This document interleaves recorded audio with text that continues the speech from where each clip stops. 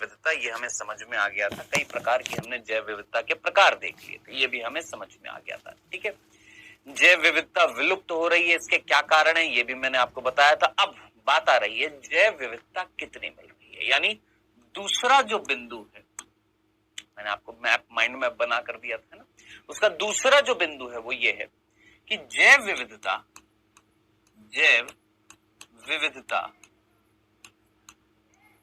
कितनी मिल रही है, कितनी मिल रही है। समझे, मीनिंग समझ में आया क्या?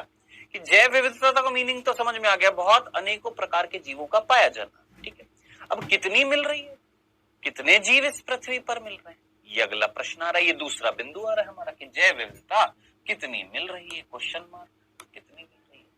इसका आंसर दीजिए प्रभु, आंसर दीजिए। तो देखिए इसका आंसर जो है वो ये कि भाई साहब ये असंभव है बताना। ठीक है जी, असंभव है बताना क्या, कि जैव विविधता कितनी मिल रही है। क्यों सर असंभव क्यों है? क्योंकि आए दिन नए नए प्रकार के जीव खोजे गए हैं। ठीक है, अब जरा सोचिए, हर दिन हजारों प्रकार के जीव खोजे जा रहे हैं, तो हम ये तो नहीं बता सकते ना कि कितनी जैव विविधता मिल रही है। हम ये बता सकते हैं हाँ प्रेजेंटली, अभी वर्तमान में कितनी जैव विविधता मिल रही है। हम ये तो नहीं बता सकते कि हाँ भाई इतनी ही जैव विविधता पृथ्वी पर मिलती है। समझना, क्वेश्चन जो है दो अलग अलग है क्या। एक है कि प्रेजेंट कंडीशन में बता दो कि कितनी जैव विविधता मिल रही है, और दूसरा प्रश्न है कि हाँ इतनी जैव विविधता मिलती है ना।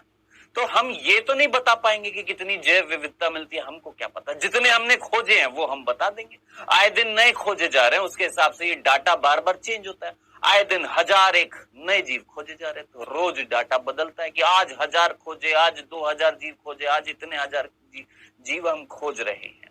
ठीक है, तो ये डाटा बदलता रहता है। तो हाँ ये हम नहीं बता पाएंगे कि टोटल कितनी मिलती है इस पृथ्वी पर, टोटल कितनी मिलती है इस पृथ्वी पर, ये नहीं बता पाएंगे। हाँ ये बता पाएंगे कि साहब अभी वर्तमान में कितनी मिल रही है। तो बेटा IUCN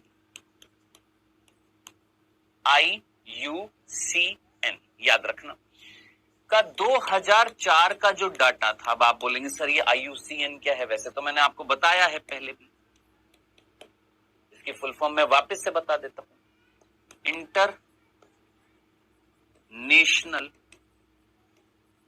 union of conservation, international union of conservation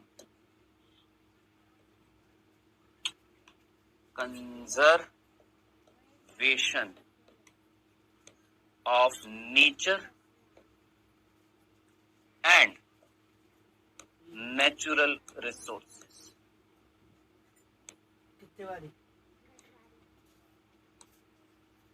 ठीक है, अब आप बोलेंगे सर ये पूरी याद करनी है। जी हाँ सर, हिंदी में नहीं इंग्लिश में। International union of conservation of nature and natural resources, मतलब ये एक ऐसी संस्था है, एक ऐसी ऑर्गेनाइजेशन है, ठीक है, जिसका उपलक्ष्य है क्या, कि जो भी प्राकृतिक स्रोत इस पृथ्वी पर मिल रहे हैं, या जो भी प्रकृति इस पृथ्वी पर मिल रही है ना, उसको क्या करना, संरक्षित करना, स्टोर करना, ये इनका उद्देश्य है। ठीक है, अब इस ऑर्गेनाइजेशन ने, संस्थान ने 2004 में एक डाटा बताया। इन्होंने एक डाटा दिया, बोले कि इस पृथ्वी पर लगभग 1.5 मिलियन से ज्यादा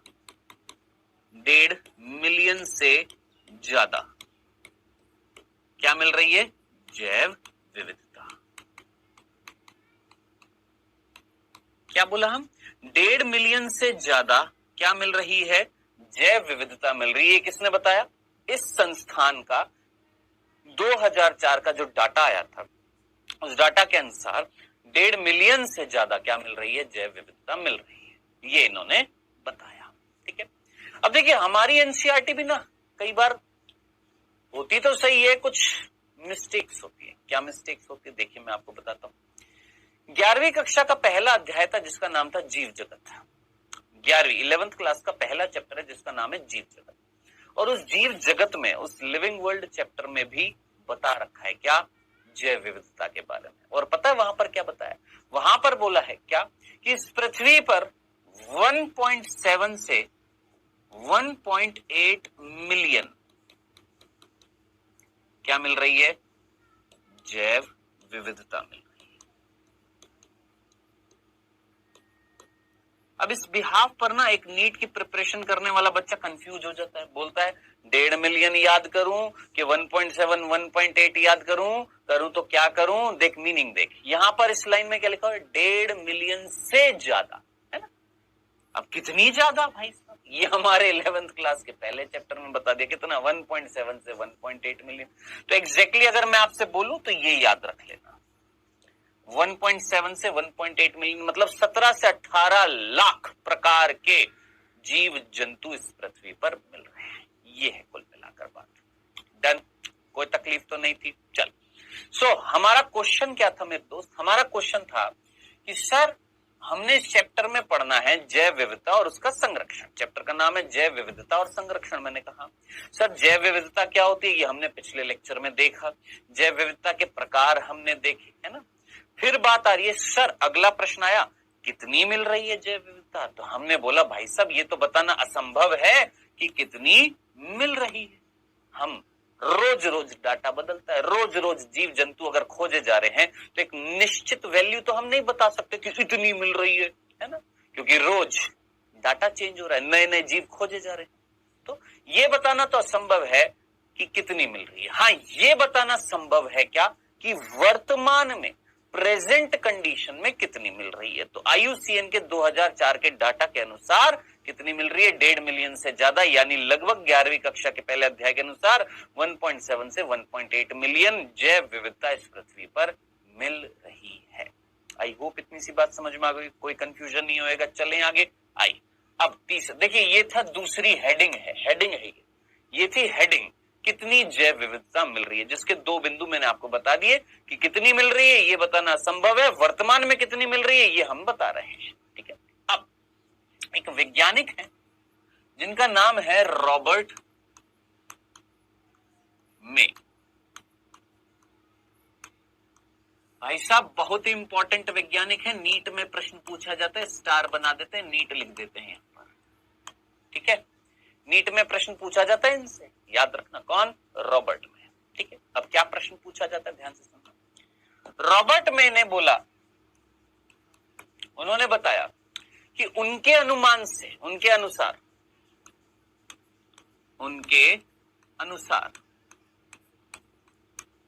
इस पृथ्वी पर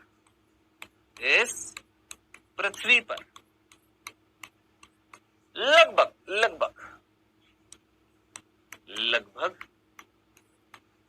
7 मिलियन, कितना बेटा, 7 मिलियन क्या मिल रही है, जैव विविधता। 7 मिलियन जैव विविधता मिल रही है।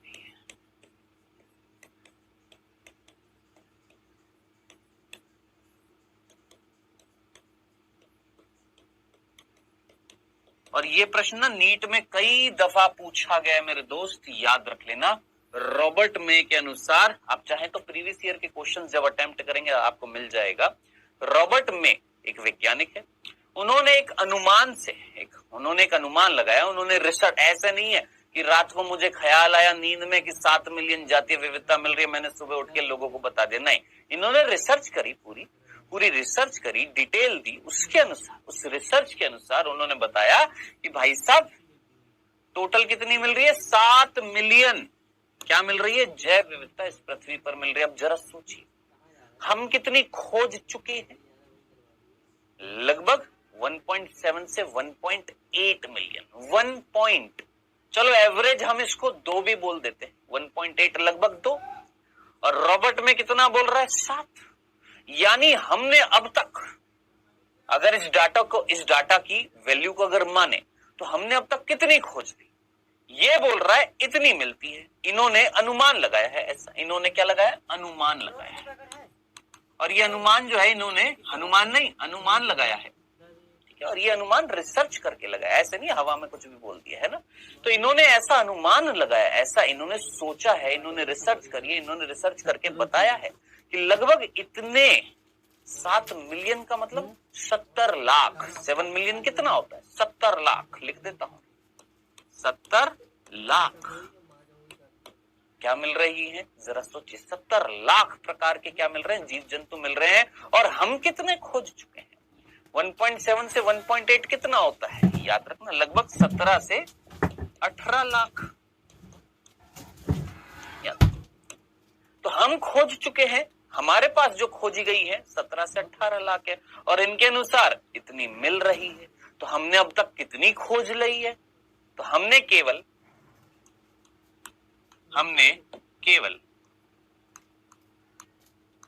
22% जैव विविधता की खोज कर ली,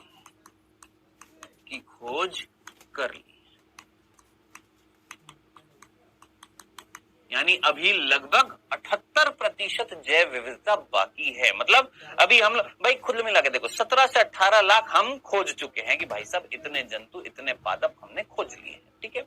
और ये बोल रहा है कि नहीं भैया इतने थोड़ा ना, अभी तो 78% और बाकी है, यानी अभी 7 मिलियन खोजने, मतलब 7 मिलियन मिल रही है। तुम तो लगभग 17-18 लाख मतलब 20 लाख मान लेते हैं, अभी 50 लाख खोजना और बाकी है। सोच, 50 लाख, हम तो केवल 20 लाख खोजे हैं।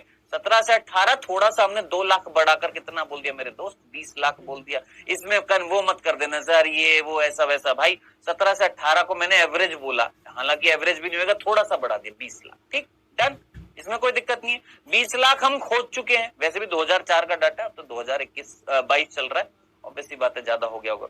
मान ले 20 लाख हम खोज चुके हैं, और ये बोल रहे नहीं 70 लाख मिल रही है, यानी अगर देखा जाए तो 50 लाख अभी बाकी है, यानी लगभग 80% अभी खोजनी बाकी है। कितनी खोज चुके हैं, 20 से 22% हम खोज चुके हैं। ये थी इतनी सी बात जो आपको समझानी थी, बस चलें आगे। ये था तीसरा बिंदु मेरे दोस्त। यहां से नीट में प्रश्न पूछा गया है। सर प्रश्न कैसे पूछा जाएगा, बेटा ये प्रीवियस ईयर क्वेश्चन में भी तू देख सकता है, सिंपल पूछा गया, रॉबर्ट मे के अनुसार कितनी जातीय विविधता इस पृथ्वी पर मिल रही है, सीधा आंसर 7 मिलियन, खत्म खल्ला। चल, ये था तीसरा बिंदु। अब आगे बढ़ते हैं चौथा बिंदु। ये बिंदु आप समझ रहे हैं किस हेडिंग के अंदर है, हेडिंग है क्या, जैव विविधता कितनी मिल रही है। इसको हेडिंग को मैं इस तरीके से लिख देता हूं, कितनी जैव विविधता पृथ्वी पर मिल रही है, बस ऐसे लिख देता हूं ताकि कंफ्यूज ना हो। कितनी जैव विविधता पृथ्वी पर मिल रही है, पृथ्वी पर कितनी जैव विविधता मिल रही है।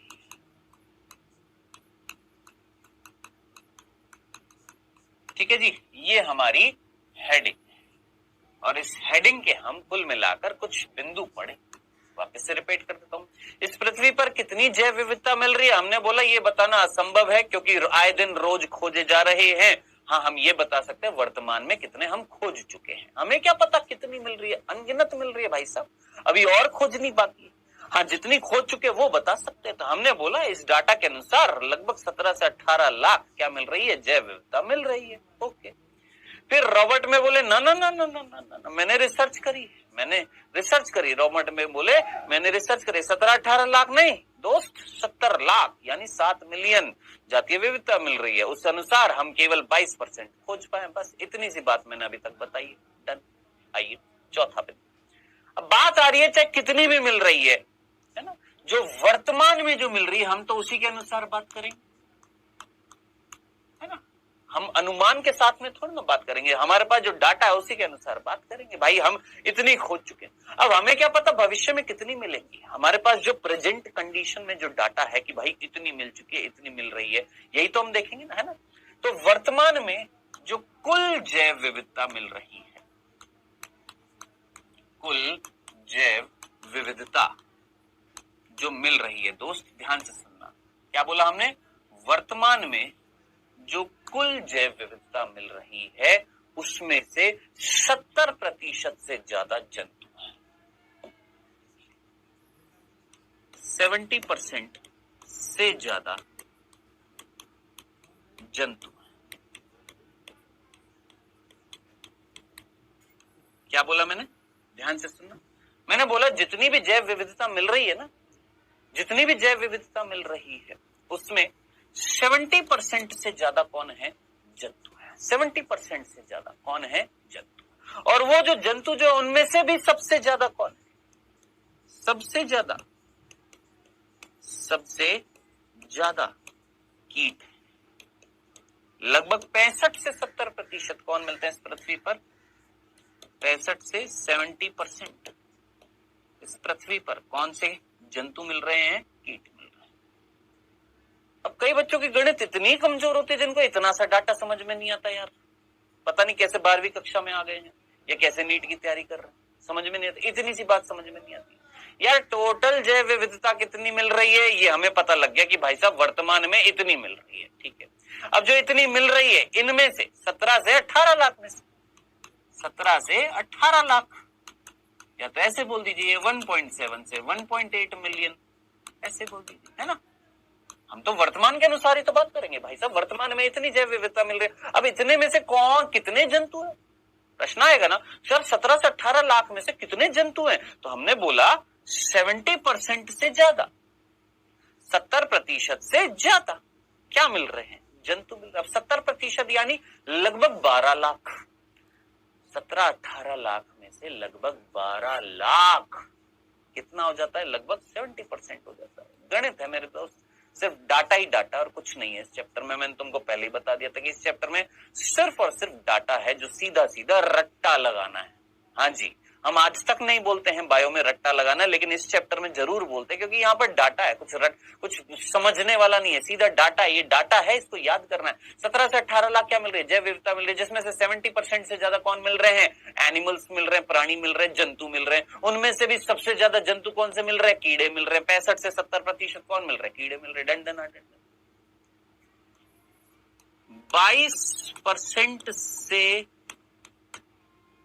22% से अधिक नहीं मिलते। 22% से अधिक नहीं है। कौन बेटा जी? आपके पादप। कौन? आपके पादप, प्लांट्स, ठीक है। शैवाल और कवक।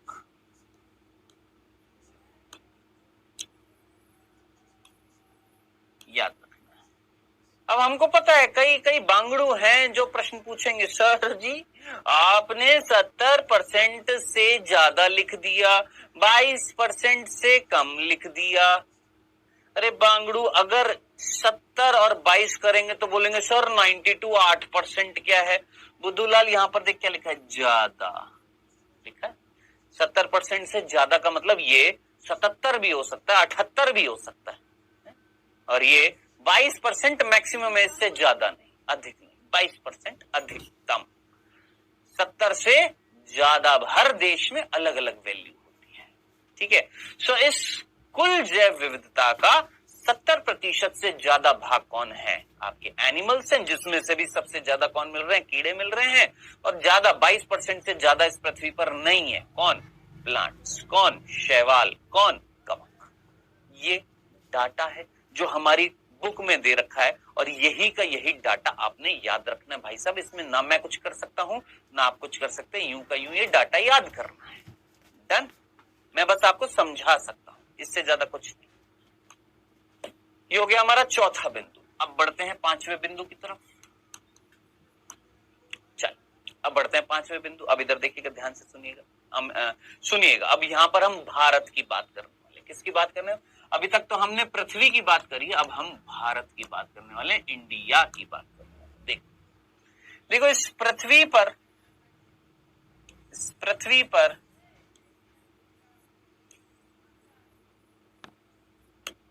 ठीक है, स्थल है। हाँ सर, स्थल है। बिल्कुल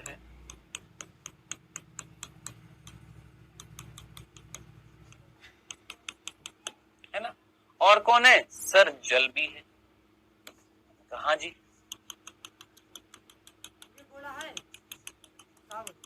स्थल है और जल है।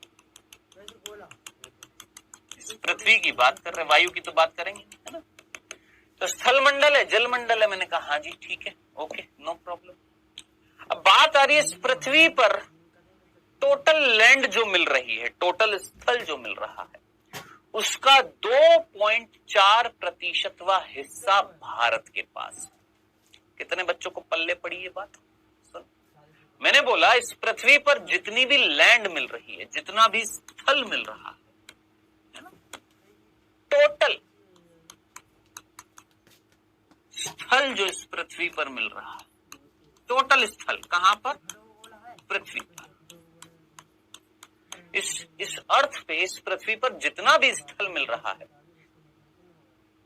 टोटल स्थल का 2.4% भाग भारत में।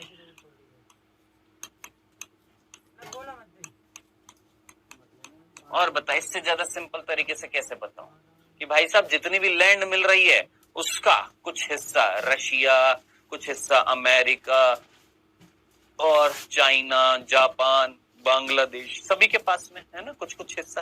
तो भारत के पास टोटल लैंड का कितना परसेंट भाग है? तो याद रखना 2.4% भाग जो है कुल स्थल का किसमें है? भारत में। डन, इसमें कोई दिक्कत नहीं, समझ में आ गया?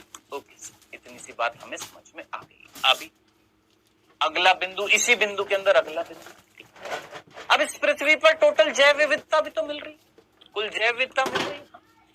ये तो सर आपने स्थल की बात बता दी, अब जैव विविधता की बात बताओ कि इतने स्थल पर इतना भाग जो है भारत के पास है स्थल का, इस स्थल पर कितनी जैव विविधता मिल रही है?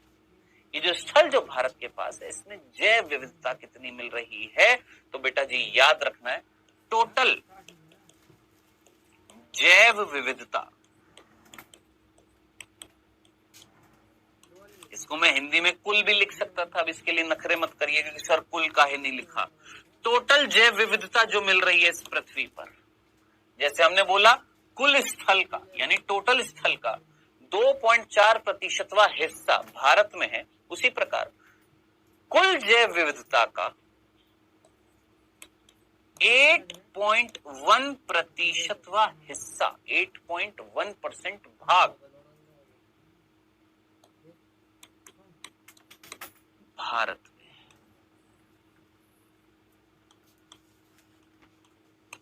समझ में आया कहना क्या चाहते थे इस बिंदु में? इस बिंदु में आपको सिर्फ इतना सा बताने की कोशिश कर रहे थे कि आपने यहां पर कुल जैव विविधता लिखी है किसमें? पृथ्वी में। इस पृथ्वी पर जितनी जैव विविधता अब तक खोजी गई है 2004 के डाटा के अनुसार, 2004 की बात कर रहे हैं, 2004 के डाटा है भाई साहब ये। सर वर्तमान में कितना मिल रहा है? अभी तो हमारे पास भी कोई डाटा नहीं, हम तो एनसीईआरटी के डाटा के अनुसार चलेंगे, क्योंकि देख तेरे को नीट निकालना है, तेरे को कोई ज्योग्राफिस्ट नहीं बनना है ना, नीट क्लियर करना। तो जो तेरे पास चीजें दे रखी हैं उन्हें पढ़ना है, याद रखना है, एग्जाम क्लियर करना है, फिर अपने ऑपरेशन करना है, डॉक्टर बाबू बनना है, ये एम है, ठीक है। हाँ, अगर तेरे को ज्योग्राफी पढ़नी है तो बेटा 12th के बाद फिर अपना रिसर्च करने के लिए अलग से टॉपिक ले लेना, बीएससी कर लेना है। अभी मेजर जो एम जो है, फोकस जो है वो यही है, जो एनसीईआरटी में दे रखा है वो पढ़ना है। एनसीईआरटी में 2004 के डाटा के अनुसार इतनी बता रखी, इतनी जैव विविधता कुल इस पृथ्वी पर मिल रही है ना। अब इस कुल पृथ्वी पर जैव विविधता इतनी मिल रही है, हम तो भारत की बात कर रहे थे कि भारत में कितनी मिल रही है, तो इसका जितनी मिल रही है उसका 8.1% भाग। अब इसको अगर आप निकालने बैठेंगे तो आराम से निकाल लीजिएगा, लगभग 18 लाख का, 18 लाख है ना, 18 लाख का 8% हिस्सा आप निकाल सकते हैं, निकाल सकते हैं, आराम से निकालिए, आराम से निकालिएगा, ठीक है। हम यहां पर लगभग ये बोल रहे हैं 1,35,000 निकाल लीजिएगा, आराम से निकालिएगा, तसल्ली से निकालिएगा। अब ये जो 8.1% हिस्सा भारत में मिल रहा है, इसमें से लगभग 45,000 पादप है, और हमारी बुक बोलती है इसका दुगना मात्रा में क्या मिल रहे हैं, जंतु मिल रहे हैं, यानी लगभग 90,000 जंतु। तो याद रखना बेटा, हमने जातीय विविधता में सूक्ष्म जीवों को तो रखा ही नहीं है, हमने शैवाल, पादप, कवक और जंतु बस इन्हीं की बात करी है। हम बैक्टीरिया की तो बात ही नहीं कर रहे, वो तो जाने कितने मिलते हैं। हम तो यहाँ पर जो व्रत जो जीव है उनकी बात कर रहे हैं, ठीक है। सो ये थी बेटा इतनी सी बात, इतना सा डाटा। मैं वापस से रिपीट कर रहा हूँ, फिर से रिपीट कर रहा हूँ। मैंने आपको साफ साफ बोला था इस चैप्टर में only and only data he data, data he data, data he data, ठीक है। फिर बोल देता हूं, ध्यान से सुनना। हमने बोला कुल पृथ्वी पर जैव विविधता इतनी मिल रही है, ओके सर। इसमें से 70% से ज्यादा कौन है, जंतु है। कौन से, कीट। 22% से ज्यादा नहीं है, कौन, आपके पादप, शैवाल, कवक, ओके। ये हमने बात करी पृथ्वी की। अब हमने बात करी इंडिया की। हमने बोला इंडिया जो है उस पर जैव विविधता कितनी मिल रही है, देखने से पहले हम लैंड की बात कर ले, स्थल कितना मिल रहा है। तो हमने बात करी इस पृथ्वी पर जितना स्थल मिल रहा है ना, उसका 2.4% हिस्सा किसमें है, भारत में, स्थल का, है ना। और उसी स्थल पर जैव विविधता कितनी मिल रही है, 8.1, मतलब जितना भी हिस्सा भारत में है, भारत जितनी भी जैव विविधता रखता है उसमें, मतलब जितनी भी लैंड भारत के पास है उसमें 8.1% भाग क्या है, टोटल जैव विविधता का 8% हिस्सा किसमें है मेरे दोस्त, इंडिया में। जिसमें से 45,000 के आसपास पादपों की किस्में, शैवाल भी हैं, कवक भी इसी में ही आ जाते हैं, और लगभग इनका दुगना कौन है, यहाँ पर जंतु हैं। ये थी बात, जो ये था हमारा टॉपिक जिसका नाम था पृथ्वी पर मिलने वाली कितनी मिल रही है जैव विविधता। आई होप यहां तक की बात आपको, ये सारे के सारे बिंदु आपको समझ में आ गए होंगे, जितने भी मैंने आपको ये सारे बिंदु बताए हैं, ठीक है। अब इसके बाद बेटा बारी आ रही है, यहां पर अगला टॉपिक जो हम पढ़ने वाले हैं वो है जैव विविधता के प्रतिरूप। अब अगला टॉपिक जो है ये भी बहुत इंपॉर्टेंट है, और बहुत बहुत बहुत ज्यादा इंपॉर्टेंट है। क्या, जैव विविधता के प्रतिरूप, ठीक है। आशा करता हूं यहां तक की बात समझ में आ गई होगी। अब स्टार्ट करते हैं पढ़ना, क्या, जैव विविधता के प्रतिरूप। आइए स्टार्ट करते हैं। हाँ जी बेटा जी। सो यहां पर हम जो देखने वाले हैं वो है जैव विविधता के प्रतिरूप। सर ये मीनिंग क्या है, देखिए, जैव विविधता तो समझ में आती है, इसके प्रतिरूप, प्रतिरूप का मतलब होता है पैटर्न, अंग्रेजी में बोलते हैं पैटर्न। अब ये पैटर्न का मतलब क्या है, हमने ये बोला जैव विविधता क्या होती है, ये मीनिंग समझ में आ गया। अब हमें ये पता लगाना है कहां कहां पर जैव विविधता कितनी कितनी मिल रही है, किस पैटर्न में मिल रही है। जैसे होता है ना कि भाई ये, जैसे मैंने डाउट नट यहां पर लिखा हुआ है, ऐसे लिखा हुआ है, ऐसे लिख देता, ये भी एक पैटर्न कहलाता, ऐसे लिख देता पैटर्न कहलाता, सीधा लिख देता पैटर्न कहलाता। तो पैटर्न का मतलब होता है किस व्यवस्था में मिलना, पैटर्न का मतलब कि किस व्यवस्था में मिल रही है, किस रूप में मिल रही है कोई चीज, वो क्या कहलाता है, उसका प्रतिरूप, यानी उसका पैटर्न। यानी आप थोड़ा सा फील करो, इसको कनेक्ट करो, फील करो अंदर, थोड़ा सा आंखें बंद करके, जैसे मैं कोई चीज समझ में ना, आंखें बंद करके फील करता हूँ, समझने की कोशिश करता हूँ। कैसे, मैंने बोला जैव विविधता क्या होती है, ये समझ में आ गया, कितनी मिल रही है ये भी समझ में आ गया। अब कहां पर, किस रूप में, किस व्यवस्था में मिल रही है, वो क्या कहलाएगा, जैव विविधता का पैटर्न, जैव विविधता का प्रतिरूप, है ना। तो ये जिस पैटर्न में मिलती है जैव विविधता, जिस पैटर्न में मिलती है वो क्या कहलाता है, जैव विविधता का प्रतिरूप। अब ये जो पैटर्न जो होता है ये दो प्रकार का होता है, ये प्रतिरूप जो होते हैं ये दो प्रकार से हम देखते हैं, दो तरीके से हम इस पैटर्न को देखते हैं। एक होता है अक्षांशीय, याद रखना, पहला बहुत इंपॉर्टेंट है, अक्षांशीय प्रवणता, पहला है अक्षांशीय प्रवणता, दूसरा है जातीय क्षेत्र संबंध, जातीय क्षेत्र संबंध। और साहब ये तो बहुत इंपॉर्टेंट है, बहुत। पूरी बायोलॉजी में एकमात्र ऐसी चीज जो कई बच्चों को समझ में नहीं आती है वो ये जातीय क्षेत्र संबंध, हम पढ़ेंगे डिटेल में, ठीक है। अक्षांशीय प्रवणता ये क्या है?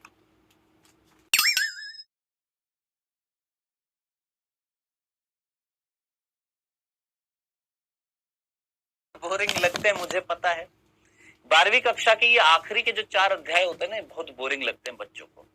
पढ़ना तो है बेटा, देख बोर्ड में भी आता है, नीट में भी आता है, ठीक है। चाहे मन लगाकर पढ़, चाहे बिना हमारे मन को पढ़, पढ़ना तो तेरे को पड़ेगा, देख कोई इसमें कोई दोहराए नहीं। तो जय बस ये है कि मैं थोड़ा सा समझाने की कोशिश में, थोड़ा सा मैं डीपली घुस जाता हूं तो कई बार बोरियत सी लगती है, लेकिन मेरा उद्देश्य तो यही होएगा आपको चीज समझ में आए, अच्छे से समझ में आए ना।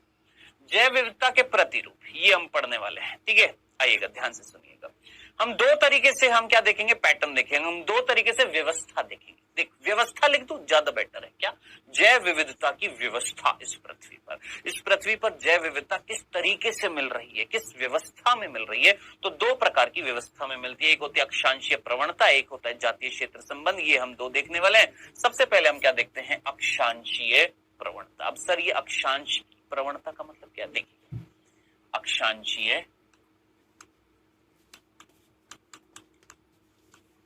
प्रवणता क्या मीनिंग है सर ये अक्षांशीय प्रवणता का? आइए ध्यान से समझो। सबसे पहले तो एक वर्ड आपको पता आना चाहिए, अक्षांश। पता है, मध्य रेखा से दूरी। कहां पर? मध्य रेखा से दूरी। जानते हैं तो अच्छी बात है, नहीं जानते तो याद करिए 7वीं 8वीं कक्षा में जब सोशल साइंस आपने पढ़ा था तो याद करिए, इस तरीके से पृथ्वी देखी थी आपने, दिखाई गई थी है ना।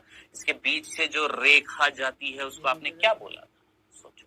इस रेखा को आपने क्या बोला था सर? जो 0 डिग्री पर, जो बिल्कुल पृथ्वी के बिल्कुल सेंटर से जाती है उसको हम क्या बोलते हैं, मध्यांश रेखा या मध्य रेखा या मध्यांश रेखा, इक्वेटर बोलते हैं इसको।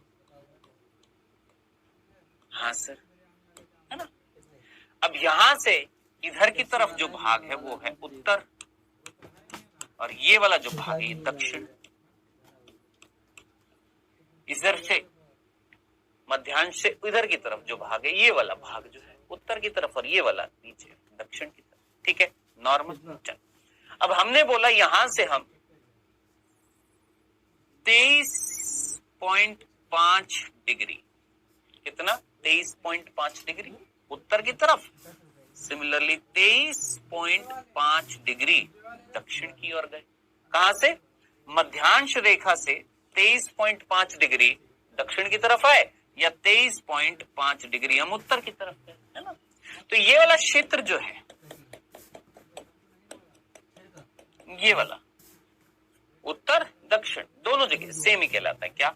उष्ण कटिबंधीय। क्या बोलते हैं बेटा इसको? उष्ण कटिबंधीय क्षेत्र बोलते हैं। कोई दिक्कत, कोई कंफ्यूजन, समझ में आ गया? कोई प्रॉब्लम नहीं होनी चाहिए। उष्ण कटिबंधीय क्षेत्र, याद है। डन। चल तो क्या मैं बोल सकता हूं 23.5 डिग्री अक्षांश बोल सकता हूं। सोचिए ये मध्य रेखा से, मध्यांश रेखा बोल दीजिए, ये मध्य रेखा बोल दीजिए, मध्य रेखा से दूरी को हम क्या बोलते हैं? अक्षांश। तो 23.5 अक्षांश में उत्तर की तरफ गया, इसका मतलब क्या है? मध्य रेखा से 23.5 डिग्री में कहां गया? उत्तर की तरफ। या 23.5 डिग्री में कहां गया? दक्षिण की तरफ। तो वो वाला क्षेत्र जो होता है वो क्या कहलाता है? उष्ण कटिबंधीय। चलो नीचे भी लिख देता हूं, उष्ण कटिबंधीय। ठीक है सर, ठीक है। अब थोड़ा और ऊपर गए, कितना? 41.5। कितना? 41.5। सिमिलरली यहां पर भी 41.5। तो ये वाला जो क्षेत्र जो है 41.5 फिक्स फिगर हम देख रहे हैं, ठीक है। इस क्षेत्र को हम क्या बोलते हैं? शीतोष्ण, सॉरी उष्ण कटिबंधीय, उपोष्ण, उष्ण कटिबंधीय, फिर उसके बाद उपोष्ण, और ये भी क्या कहलाएगा, उपोष्ण। याद रखना ये वाले क्षेत्र क्या कहलाते हैं, उपोष्ण। भूलना जाइएगा क्या, कौन से, उपोष्ण। ठीक है, उष्ण कटिबंधीय, फिर उपोष्ण, और फिर इसके बाद फिर हम गए बेटा जी यहां पर 61.5 डिग्री, 61.5 डिग्री। सिमिलरली यहां पर भी 61.5 डिग्री। ठीक है, तो ये वाला क्षेत्र जो होता है इसको हम बोलते हैं शीतोष्ण। इसको हम क्या बोलते हैं, शीतोष्ण। ये भी क्या कहलाता है, शीतोष्ण। और फाइनली फिर लगभग 80 पॉइंट के आसपास या 80 डिग्री, इधर भी 80 डिग्री, ये वाला क्षेत्र क्या कहलाता है, ध्रुवीय, ध्रुवीय।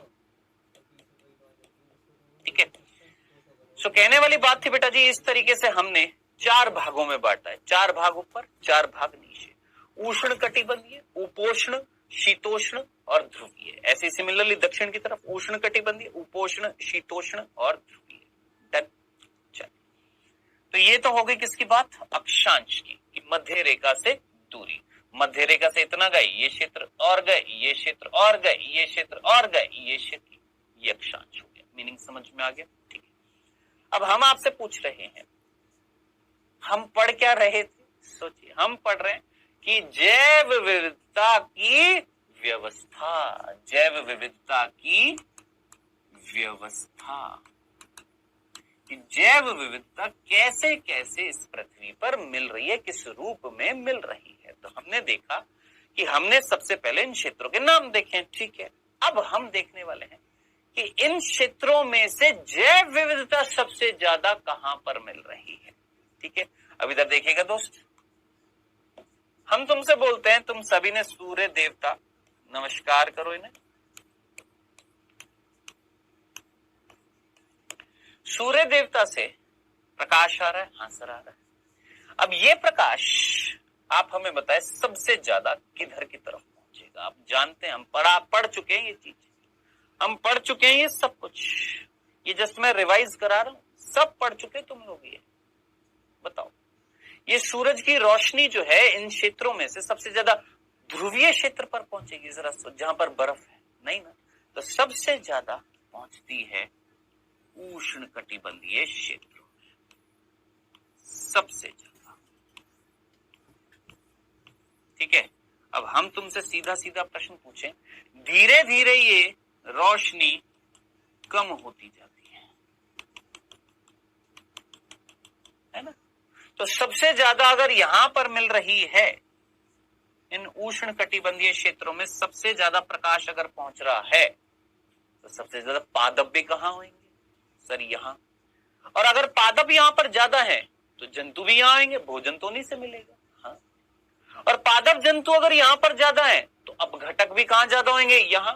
यानी जैव विविधता, जैव विविधता सोचना सबसे ज्यादा कहां पर मिल रही है, उष्ण कटिबंधीय क्षेत्रों में। क्या इतनी सी बात तुम्हें समझ में आ गई, कोई तकलीफ तो नहीं है। दूसरा बिंदु लगे हाथ इसी के साथ बता रहा हूं, ध्यान से सुनना। मैंने तुमसे पूछा जैसे जैसे अक्षांश बढ़ रहा है, फील कर, यहां पर कनेक्ट कर, मध्य रेखा से हम ऊपर की तरफ जब जाते जा रहे हैं, जाते जा रहे, क्या बढ़ रहा है, सर अक्षांश, मध्य रेखा से दूरी बढ़ रही है ना, हाँ सर बढ़ रही है। तो जैसे जैसे अक्षांश बढ़ रहा है तो सोच, जैव विविधता बढ़ रही है कि घट रही है, सोचो है। जैसे जैसे अक्षांश के साथ, जैसे जैसे अक्षांश बढ़ रहा है तो जातीय विविधता कम होती जा रही है, हाँ सर कम होती जा रही है। तो क्या मैं ये दो बिंदु एक साथ लिख दूं, देखो दोनों बिंदु। दूसरा बिंदु, पहला क्या, हमने अक्षांश पढ़ लिया कि व्हाट इज अक्षांश, हमें समझ में आ गया। दूसरा बिंदु हम ये बोल रहे हैं कि अक्षांश के साथ जातीय विविधता बदलती है।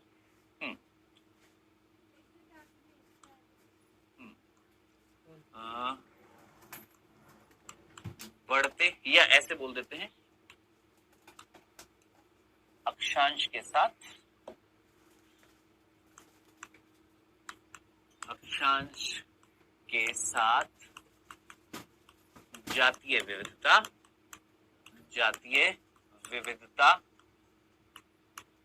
बदलती है।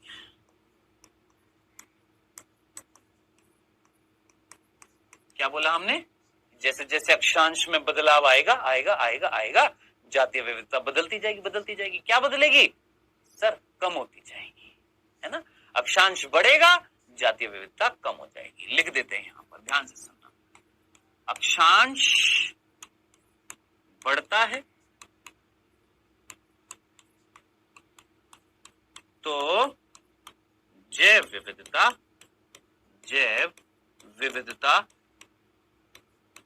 घटती है। याद रखिएगा, ये चीज भूलना जाइएगा दोस्त। सिंपल सा बिंदु था, आराम से समझ में आ जाएगा कि प्रकाश अगर इस जगह ज्यादा मिलेगा और धीरे धीरे यहाँ की तरफ अगर कम होता जा रहा है तो यहाँ पर जैव विविधता ज्यादा मिलेंगी। पादप यहाँ ज्यादा होंगे तो जंतु भी यहाँ ज्यादा होंगे, तो अपघटक भी यहाँ ज्यादा होंगे। पादप अगर यहाँ कम, अगर प्रकाश यहाँ पर धीरे धीरे कम पहुंचेगा तो जो उत्पादक है उनकी संख्या भी क्या होती जाएगी? कम होती जाएगी। तो उपभोक्ता भी कम होंगे, तो अपघटक भी धीरे धीरे क्या होते जाएंगे? कम होते जाएंगे। तो जैसे जैसे अक्षांश बढ़ेगा वैसे वैसे जैव विविधता कम होती जाएगी। तो सबसे ज्यादा जैव विविधता कहां पर मिलेगी? तीसरा बिंदु, अधिकतम जैव विविधता कहां मिल रही है? तो ये आंसर आपको पता लग ही गया, हम जल्दी से लिख देते हैं। उष्ण कटिबंधीय क्षेत्र में, और पर्टिकुलरली उष्ण कटिबंधीय क्षेत्र में जो वर्षावन होते हैं ना, वर्षावन, वहां पर सबसे ज्यादा मिलती है। ठीक है, चल, उष्ण कटिबंधीय क्षेत्रों में सबसे ज्यादा क्या मिलती है? अधिकतम क्या मिलती है? उष्ण कटिबंधीय क्षेत्रों में जैव विविधता मिलती है। सर एग्जाम्पल से बताओ, है ना। अब देखिए, आप इस चीज को कनेक्ट करना पड़ेगा। हर हेडिंग के अंदर पॉइंट्स, और पॉइंट्स के फिर उदाहरण भी होते हैं। तो हमने हेडिंग क्या देखी? हमने देखी कि जैव विविधता किस रूप में मिल रही है, कहां ज्यादा है, कहां कम है, क्या व्यवस्था है, ये हेडिंग थी। इसमें सबसे पहले हमने देख रहे हैं क्या कि किस व्यवस्था के अनुसार देख रहे हैं? हम अक्षांश के अनुसार देख रहे हैं। हमने अक्षांश के अनुसार, हमें पता लगा कि अक्षांश क्या है, हमने पहले ये पढ़ लिया। अक्षांश के अनुसार जो क्षेत्र उनका नाम लिख लिया। अब हम पढ़ रहे थे अक्षांश के अनुसार जैसे जैसे अक्षांश बढ़ रहा था जातीय विविधता कम हो रही थी। क्या रीजन था? प्रकाश था, सीधी सी बात है। क्या कारण था? प्रकाश था। जातीय विविधता क्यों कम हो रही है? क्योंकि प्रकाश की तीव्रता कम होती जा रही है, सीधी सी बात है ना। फिर हमने देखा कि सबसे ज्यादा कहां मिल रही है? सर इसमें मिल रही है। कैसे पता लगेगा? कुछ उदाहरण बताओ भाई। हम कैसे तय कर ले कि उष्ण कटिबंधीय क्षेत्रों में बहुत अधिकता मिल रही है? कुछ उदाहरणों से बताओ। तो 3 एग्जाम्पल हम इनके देखने वाले हैं। 3 क्या देखने वाले हैं हम? एग्जाम्पल देखने वाले हैं। 3 क्या देखने वाले हैं? उदाहरण देखने वाले हैं। आइए, सबसे पहला एग्जाम्पल फर्स्ट। सबसे पहला एग्जाम्पल, जरा गौर फरमाइएगा, जरा ध्यान से सुनिए। देखिए, कोलंबिया नाम सुना है आपने कभी? कोलंबिया,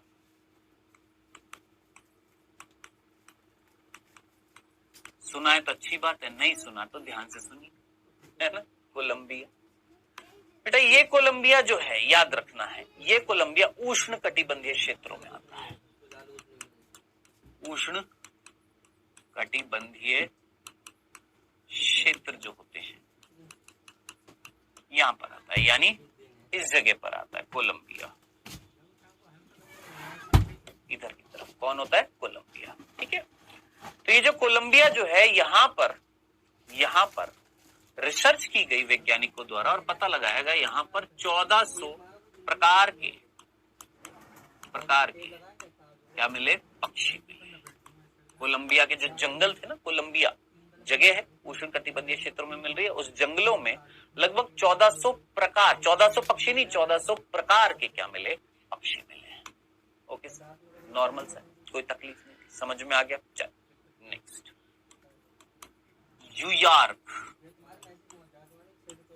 अगली बात किसकी करी हमने? न्यूयॉर्क की। ठीक है, ये मिलता है बेटा जी कहां पर? उपोष्ण क्षेत्र में।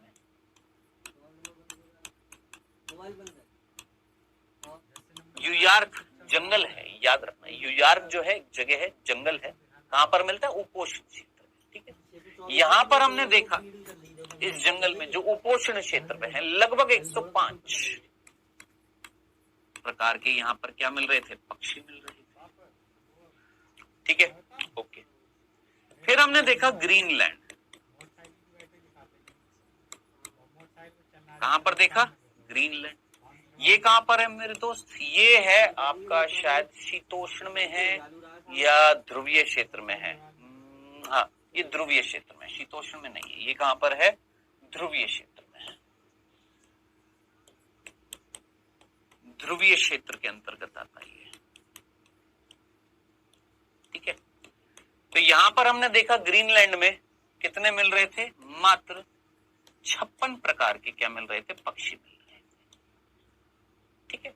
अब आप मुझे बताइएगा, यहां पर मिल रहा है कोलंबिया, यहां पर मिल रहा है आपका न्यूयॉर्क, और यहां पर मिल रहा है ग्रीनलैंड। फिर से देख, मैंने बोला यहां पर मिल रहा है कोलंबिया, यहां पर न्यूयॉर्क, यहां पर ग्रीनलैंड। यहां पर इस जगह पर, यहां के जो जंगल है, यहां पर 1400 प्रकार के पक्षी, यहां जाते जाते 105, यहां जाते जाते मात्र 56। क्या दिखाई दे रहा है तुमको? यहां से यहां पक्षियों की विविधता या पक्षियों की, हाँ वही जातीय विविधता कम होती हुई दिखाई दे रही कि बढ़ती हुई? कम होती हुई। तो हमने यही तो बोला सबसे ज्यादा कहां मिलेगी? उष्णकटिबंधीय में। जैसे जैसे बढ़ेंगे कम होती जाएगी। लो जी, एग्जाम्पल हमें मिल गया, खत्म खल्लास। यही तो एग्जाम्पल है जो क्या बता रहा है कि भाई साहब जैसे जैसे अक्षांश बढ़ाते जाओगे, जैसे जैसे अक्षांश बढ़ाते जाओगे तो पैटर्न जो है, व्यवस्था जो है, प्रतिरूप जो है, वो कहीं ना कहीं बदल रहा है। व्यवस्था बदल रही है जैव विविधता की। आप खुद देखिए, यहाँ पर आ गया समझ में? कोई तकलीफ तो नहीं थी, आराम से समझ में आ गया। अब आप हमसे ये भी पूछोगे, सर चलिए ये एग्जाम्पल समझ में आ गया, ये भी बता दीजिए भारत कौन से क्षेत्र में आता है? तो मेरे दोस्त याद रखना, भारत जो है ना, भारत हमारा इंडिया जो है, वो उष्णकटिबंधीय क्षेत्रों में ही आता है। भारत जो है, याद रख लेना, वो किस में आता है? उष्ण कटिबंधीय क्षेत्रों में ही आता है।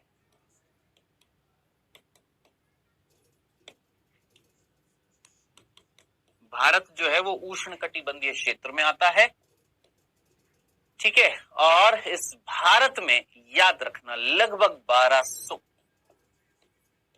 प्रकार के क्या मिल रहे हैं? पक्षी मिल रहे हैं। भारत में 1200 प्रकार के क्या मिल रहे हैं? पक्षी मिल रहे हैं। बोलिए, यहां तक की बात सभी को समझ में आ गई होगी, कोई कंफ्यूजन नहीं होएगा, आराम से समझ में आ गई होगी। यहां तक की बात है ना, 1200 पक्षी मिल रहे हैं। ये है बेटा जी पहला एग्जाम्पल। आइए आगे बढ़ते हैं। Example number 2।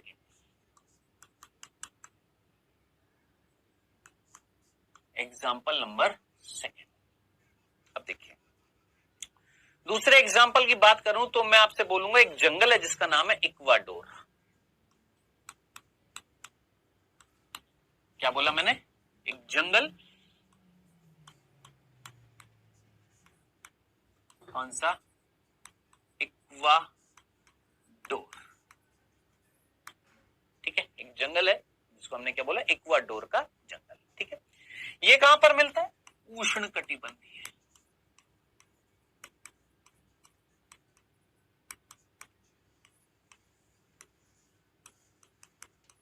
कहां पर मिल रही है? उष्ण कटिबंधीय क्षेत्र में मिल रहा है, ठीक है। और इस जंगल में क्या मिल रहे हैं? पादप मिल रहे हैं। कौन से? संवहनी पादप। अब आप बोलेंगे ये कौन से पादप होते हैं? मेरे दोस्त, जब आप पादप जगत पढ़ेंगे तो आपको पता लगेगा कि प्लांट्स जो होते हैं उनको हम 5 भागों में बांटते हैं: bryophyte, thallophyte, pteridophyte, gymnosperm, angiosperm. जिसमें से ब्रायोफाइट और थैलोफाइट और ब्रायोफाइट बातें की है। ब्रायोफाइट मैंने थैलोफाइट बाद में बोल दिया। Thallophyte, bryophyte, pteridophyte, gymnosperm, angiosperm. इसमें से थैलोफाइट और ब्रायोफाइट में संवहन बंडल यानी जाइलम और फ्लोएम नहीं मिलते। सबसे पहले जाइलम फ्लोएम तो नाम सुना है ना, उसको हम क्या बोलते हैं, संवहन बंडल, संवहन ऊतक बोलते हैं, ठीक है। सबसे पहले आए थे टेरिडोफाइट, फिर उसके बाद जिम्नोस्पर्म में भी, और जो हमें दिखाई देते हैं पुष्पी पादप, एंजियोस्पर्म, ठीक है। तो ये तीन पादपों का जो समूह होता है इनको हम बोलते हैं संवहनी पादप, जिनमें संवहन बंडल मिलते हैं। कौन कौन से? Pteridophyte, gymnosperm, angiosperm. ओके, यहां तक की बात हमें समझ में आई। तो हमने बोला कि भाई हमने एक जंगल देखा, कौन सा? इक्वाडोर, जो उष्ण कटिबंधीय क्षेत्र में था। वहां पर क्या मिल रहे थे? पादप मिल रहे थे। कौन से? संवहनी पादप। कौन से? Pteridophyte, gymnosperm, angiosperm. लिख दूं? टेरिडोफाइट, जिम्नोस्पर्म और एंजियोस्पर्म, ये मिल रहे हैं। कहां पर? इस जंगल में। ओके जी, अब आगे, अब इधर देखिए। अब हमने ना एक और जंगल देखा, हमने अमेरिका में, यानी यूएसए में, यूएसए, ठीक है, अमेरिका में, उसका जो मध्य पश्चिमी भाग जो था, मध्य पश्चिमी भाग के जंगल। सर नहीं समझ में आया, मैंने कहा बता रहा हूं, रुक जा। ये मिल रहे हैं शीतोष्ण क्षेत्र में। कहां मिल रहे हैं? शीतोष्ण क्षेत्र। इधर देख पीछे, ये शीतोष्ण क्षेत्र है। हाँ सर, यहां पर शीतोष्ण क्षेत्र के बिल्कुल बीच में, बीच से इधर की तरफ, पश्चिम की तरफ, इधर की तरफ। अब इधर तुमको ये लोकेशन कहां दिखाई दे रही है? अरे बहुत बोतला है,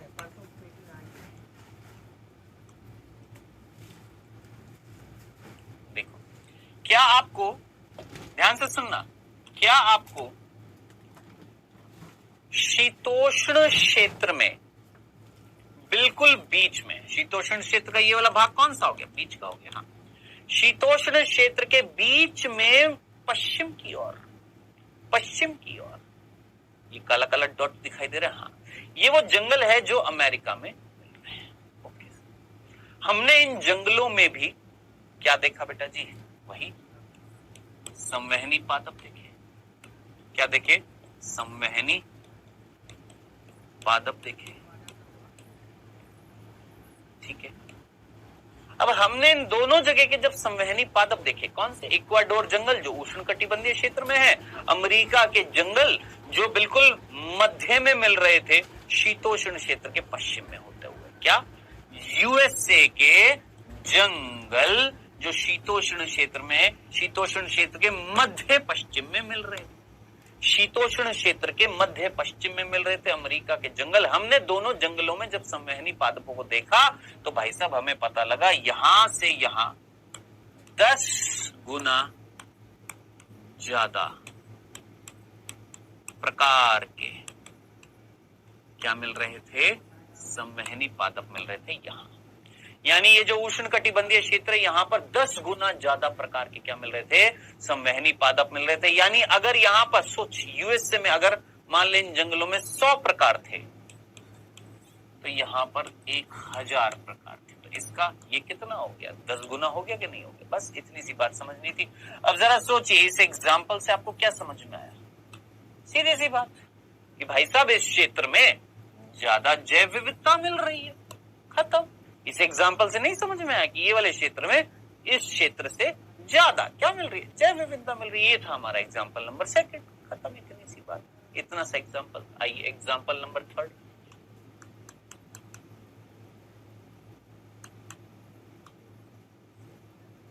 एग्जाम्पल नंबर 3 बेटा, ठीक है। अब देखिएगा, दक्षिणी अमेरिका, कौन सा? अमेरिका का जो दक्षिणी भाग है, इसको हम क्या बोलेंगे?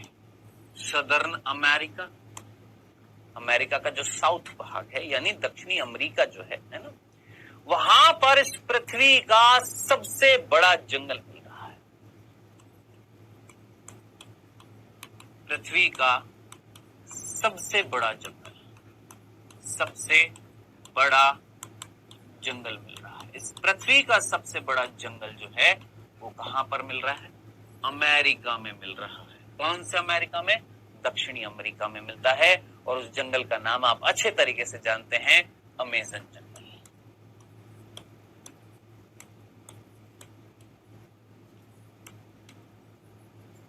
जानते हैं ना? याद रखना, इन्हें पृथ्वी के फेफड़े भी कहा जाता है। पृथ्वी के फेफड़े कहा जाता है। काहे सर? क्योंकि भाई साहब ये बहुत ज्यादा ऑक्सीजन उत्पन्न कर रहे हैं इस पृथ्वी पर। अगर ये खत्म तो पृथ्वी खत्म हो जाएगी, सच्ची। हाँ, ऑक्सीजन की किल्लत हो जाएगी। और आए दिन आप देखते हैं कि अमेज़न के जंगलों में आग लग रही है, जीव मर रहे हैं। तो हमारा कर्तव्य है ऐसी जगहों को बचाना, ठीक है? तो पृथ्वी के फेफड़े याद रखना किसको बोला जाता है? अमेज़न के जंगलों का। अंग्रेजी में इसको अमेज़न बोल देते हैं, हिंदी में अमेज़न के जंगल बोल देते हैं, ठीक है? यहाँ पर अधिकतम जातीय विविधता मिलती है। अधिकतम जातीय विविधता मिलती है। क्या बोला हमने? अधिकतम जातीय विविधता मिलती है। कहां पर? इन जंगलों में। और पता है ये जंगल कहां पर है? ये उष्णकटिबंधीय क्षेत्रों में।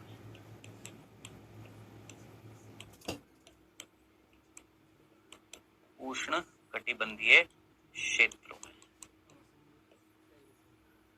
कहां पर है ये? उष्णकटिबंधीय क्षेत्रों में, ठीक है?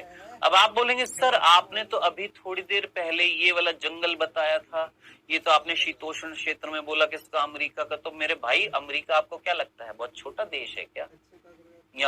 यहां से होता हुआ पूरा यहां तक फैला पड़ा। समझ में आया? कहां से? ये पूरा फैला पड़ा ये इस तरीके से, ठीक है? अब जरा सोच, इस अमेरिका का ये नीचे वाला भाग देख, नीचे वाला, ऊपर वाला तो उष्णकटिबंधीय में है ही है, नीचे वाला भी है। अब नीचे वाला किधर की तरफ? दक्षिण की तरफ। तो ये वाला क्षेत्र जो है, ये वाला क्षेत्र किधर की तरफ? दक्षिण की तरफ। तो ये क्या कहलाएगा? दक्षिणी अमेरिका। दक्षिणी अमेरिका का वो भाग जो इस जगह पर मिल रहा है उष्णकटिबंधीय क्षेत्र में, यहाँ पर जंगल मिल रहे हैं जिनका नाम है क्या? अमेज़न के जंगल। आई होप अब समझ में आ गया होगा, ठीक है? तो अमेज़न जंगल जो है, यहाँ पर अधिकतम जातीय विविधता मिल रही है मेरे दोस्त। अब कितनी मिल रही है, क्या क्या मिल रहा है सर यहाँ पर? ये सारी चीजें आपको सुननी पड़ेगी। लगभग 40,000 प्रकार के क्या है? पादप। 40,000 प्रकार के क्या है बेटा? पादप यहाँ पर मिल रहे हैं। अगले पेज पर लिख दें? चलो अगले पेज पर लिख देते हैं। पहला बिंदु, 40,000 प्रकार के क्या मिल रहे हैं? पादप। कहां पर? अमेज़न के जंगलों में। 3,000 प्रकार की मछली, 3,000 प्रकार की क्या मिल रही है? मछलियां मिल रही है। सब कुछ याद करना है मेरे दोस्त, सब कुछ, ठीक है? 1,300 प्रकार के पक्षी। ये सारा डाटा आपने याद रखना है। अब पता है क्या है? क्योंकि देखिए प्रश्न जो आएगा नीट में कहां से आ जाएगा? एनसीईआरटी से आ जाएगा, है ना? तो ये सारी चीजें याद रखना। 427 प्रकार के आपके क्या है? उभयचर। ये भी याद रखना। सिमिलरली याद रखना 427 तो उभयचर है, 427 आपके स्तनधारी भी। तो ये तो देखो, ये तो आराम से हो जाएंगे। 427 कौन है? उभयचर है। 427 कौन है? आपके स्तनधारी, ठीक है? ये याद हो जाएंगे। 378 प्रकार के क्या हैं? आपके सरीसृप, ठीक है? सांप आ गया हमारे इसमें, हमारे मगरमच्छ आ गए, ये सारे के सारे, ठीक है? और 1,25,000 के आसपास अकशेरुकी, जिनको हम इनवर्टिब्रेट्स बोलते हैं, जिनके अंदर रीढ़ की हड्डी नहीं होती है, ठीक है? तो अकशेरुकी 1,25,000 प्रकार के क्या हैं? अकशेरुकी है। तो ये सारे के सारे कहां पर मिल रहे हैं मेरे दोस्त? अमेजन जंगल। ठीक है, ये वो अमेजोन की ऐप नहीं है, ये अमेजन के जंगल है जहां पर इतनी भयंकर जातीय विविधता मिल रही है। ये खत्म हुआ है मेरे दोस्त 3 एग्जाम्पल। अब जरा सोचिए, इस एग्जाम्पल में जो हमने देखा वो कौन से क्षेत्र देखे? उष्णकटिबंधीय, सबसे ज्यादा जैव विविधता मिल रही है। इस एग्जाम्पल में हमने देखा 2 अलग अलग जंगल, एक उष्णकटिबंधीय का था, एक शीतोष्ण का था। उष्णकटिबंधीय में 10 गुना ज्यादा जैव विविधता मिल रही थी।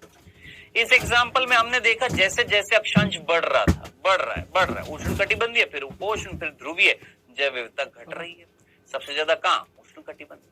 तो इस तरीके से ये 3 उदाहरण थे जिससे हमें पता लगा कि अधिकतम जैव विविधता का जो पैटर्न मिल रहा है, व्यवस्था मिल रही है, वो कहां पर मिल रही है? उष्णकटिबंधीय में।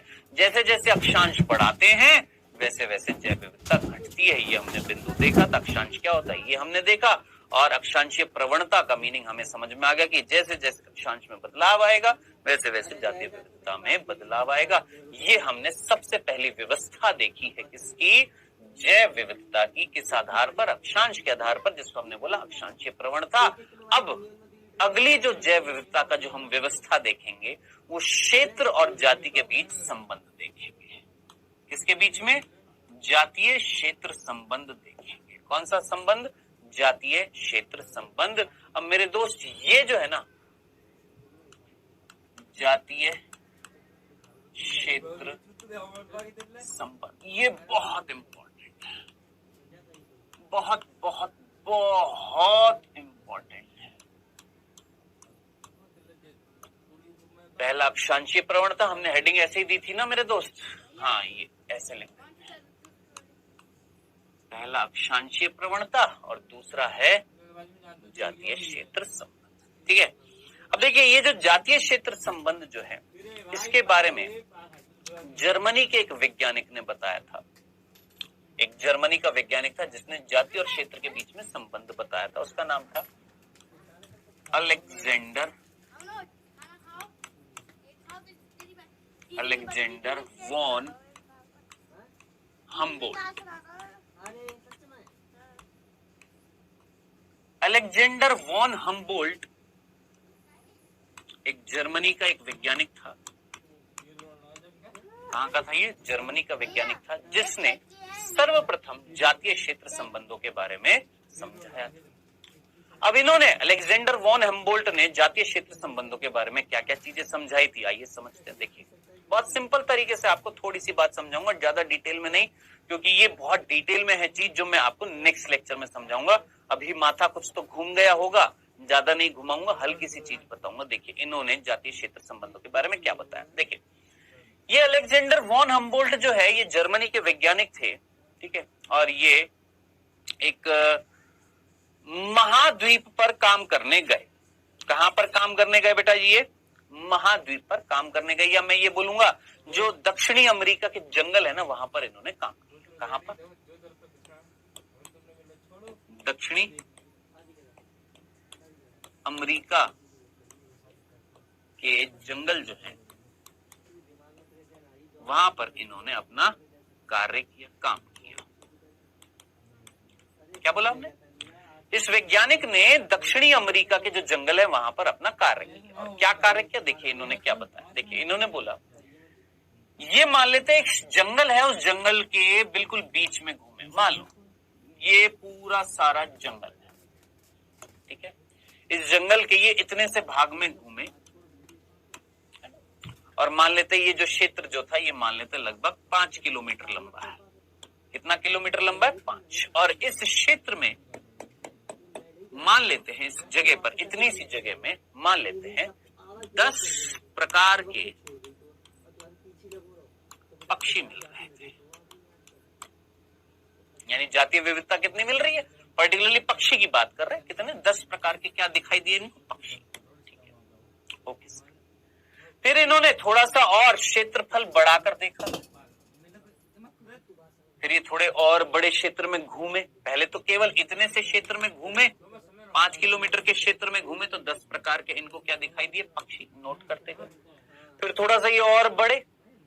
अब ये पूरा मान लेते हैं कितना, 10 किलोमीटर क्षेत्र में गए। इतने क्षेत्र में इनको 30 प्रकार के पक्षी मिले। 30 प्रकार के पक्षी मिले। हाँ सर।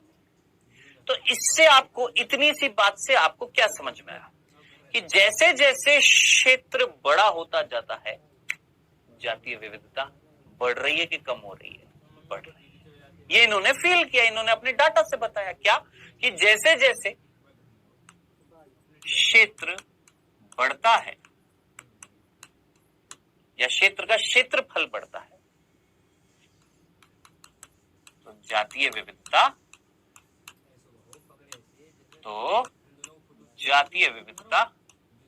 अरे भाई, तो जातीय विविधता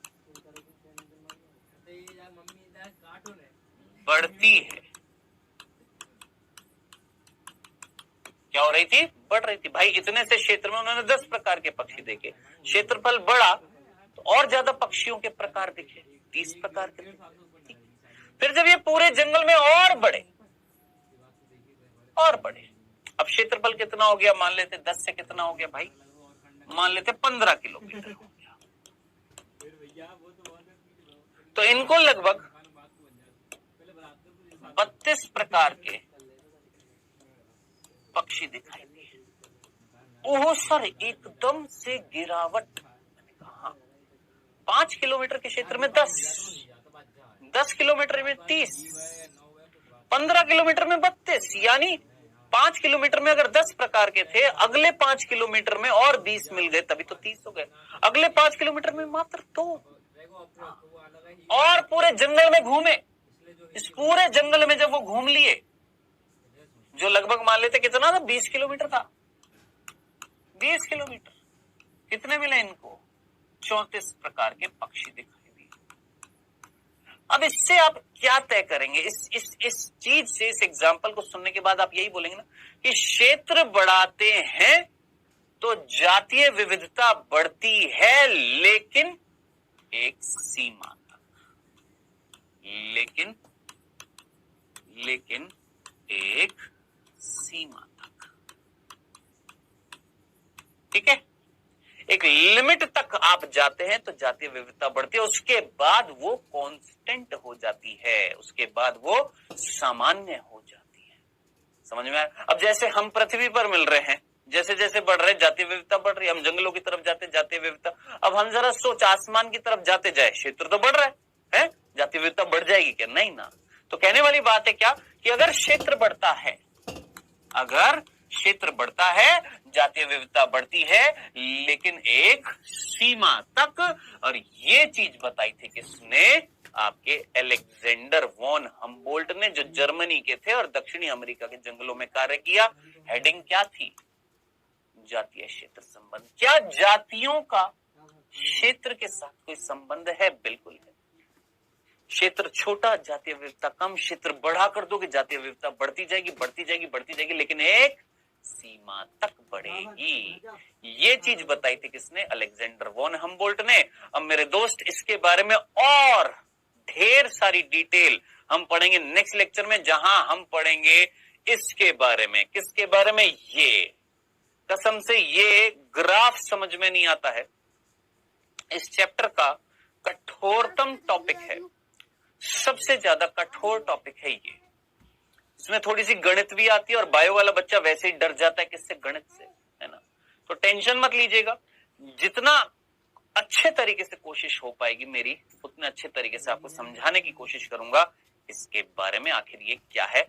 ये जातीय समृद्धि क्षेत्र के बीच में जो वक्र जो खींचा जाएगा, ये कतई समझ में नहीं आता है। बाय गॉड, एक बार पढ़कर देख लेना, ठीक है।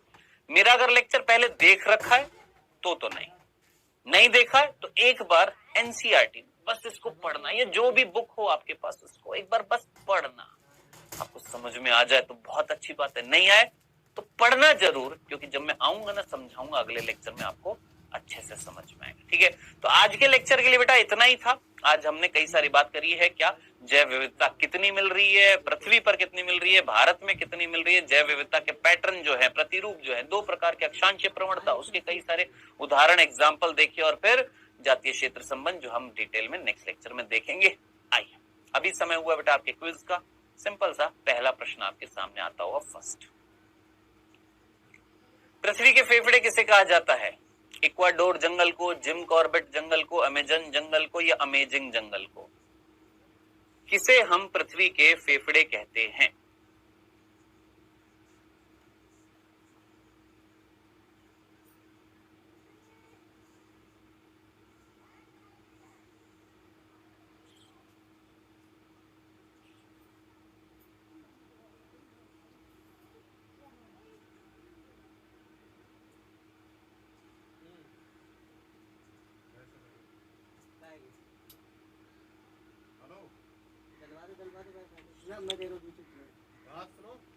दूसरा प्रश्न, जातीय समृद्धि का किसी क्षेत्र की सीमा के साथ संबंध किस वैज्ञानिक ने बताया था?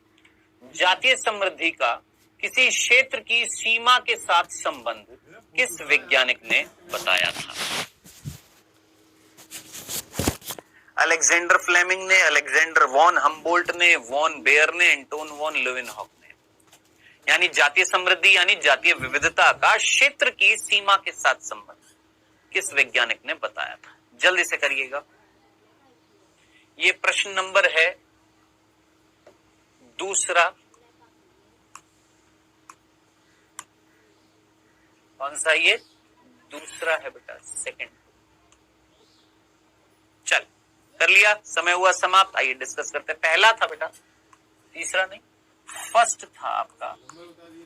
पृथ्वी के फेफड़े किसे कहा जाता है? आप अच्छे तरीके से जानते हैं पृथ्वी के फेफड़े हम किसको बोलते हैं? अमेजन के जंगलों को हम क्या बोलते हैं? पृथ्वी के फेफड़े। ठीक है, सबसे ज्यादा ऑक्सीजन यहीं से उत्पन्न होती है। नेक्स्ट, जातीय समृद्धि का किसी क्षेत्र की सीमा के साथ संबंध किसने बताया था? अभी अभी आपको बताया था, अलेक्जेंडर वॉन हम्बोल्ट ने ही, जर्मनी के वैज्ञानिक, दक्षिणी अमेरिका के जंगलों में काम किया और जातीय विविधता या जातीय समृद्धि का क्षेत्र की सीमा के साथ संबंध इन्होंने ही बताया था। डन, सिंपल सा था, ज्यादा कुछ टफ था नहीं। डाटा है, मैंने आपको पहले भी बोला, इस चैप्टर में मेन है डाटा, और वो सारा डाटा आपने याद रखना है। नेक्स्ट लेक्चर में हम पढ़ेंगे जैव विविधता का पारितंत्र में महत्व, ये तो हम पढ़ेंगे ही पढ़ेंगे, और साथ ही साथ जातीय क्षेत्र संबंध का वो जो वक्र जो है वो भी पढ़ेंगे। तो मिलेंगे नेक्स्ट लेक्चर में, तब तक पढ़ते रहिए, मुस्कुराते रहिए। Bye bye.